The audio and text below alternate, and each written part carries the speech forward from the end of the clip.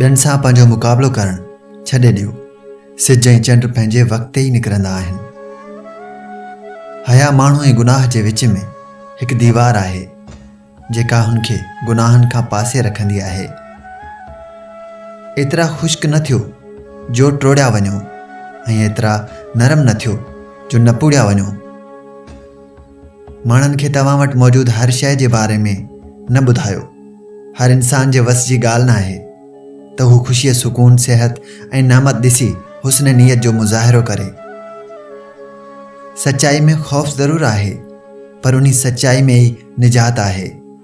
कूड़ में इत्मीनान त आहे, पर हिन में तव्हांजी हलाकत आहे।